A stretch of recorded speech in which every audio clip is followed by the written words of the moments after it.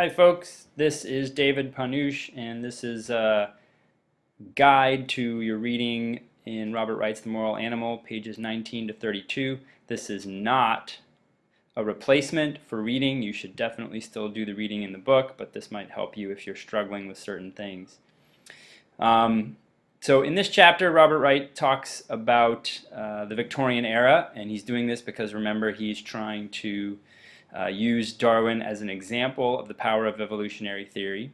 And so he starts off talking about the Victorian ideas about sex, and mostly the Victorians were very repressed. And by repressed, I mean they didn't want people talking about or thinking about sex. So they would want people to resist the temptation to talk about it, to do it. And you were supposed to be a master of your sexual desires. You're not supposed to be thinking about it or talking about it very much. We'll talk a little bit more later about how this applies a little differently to males and females in the Victorian era later in the chapter. He goes on through some other ideas, and I just wanted to get this term that I think is important, which is a species typical trait. So if we find that a trait exists throughout the species, then we call it species typical. So if we find that, again, barring abnormalities, all human beings have two eyes, we would call that a species typical trait. Biologists might also call it fixation. And what we've been talking about in this course is the idea that your mental capacities or your mental organs and functions and the way we think is species typical. We all think and feel, or have the capacity to think and feel in the same ways. So that's another way of saying it's a universal within the species, but that's sort of the biological way of looking at it. Human evolution is largely an adaptation to each other. What that means is, we talked about this a little bit in class, but remember that selection in evolution occurs when some traits are selected for and some are not, and that could be through natural selection or sexual selection. So it could be competition to survive or competition to reproduce, but some are more successful than others. And for human beings, in both natural selection and sexual selection, we're competing with each other in the evolutionary environment. That is, human beings would be competing with other human beings to see who got the most meat, or who got the best spots to hunt, or the best places to gather berries, or the best places to sleep. And so all of those are factors that would figure into an adaptation in natural selection. So intelligence. Whoever's more intelligent, if you're more intelligent than the other folks, you could evolve, you could pass your genes on. And same thing with sexual selection. You're competing with other males, with other females, in order to pass your genes on to the next generation.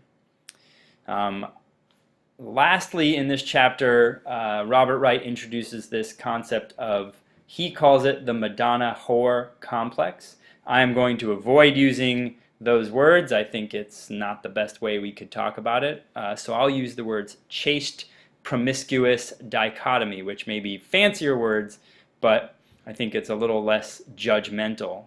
So to be chaste, you might have heard the word chastity, and what that means is to not be sexual, to not have sex or think about sex or be sexy or provocative.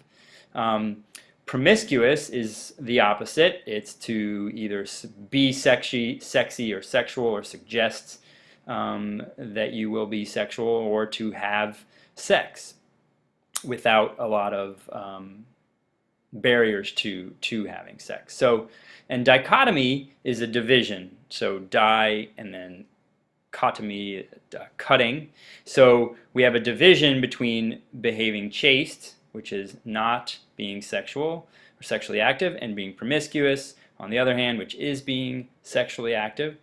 And so the idea is, in the Victorian times, that if a woman was chaste, she was valued and seen as a great example of femininity and how women should behave. And if a woman was promiscuous, then she was devalued and shunned and not accepted in polite society.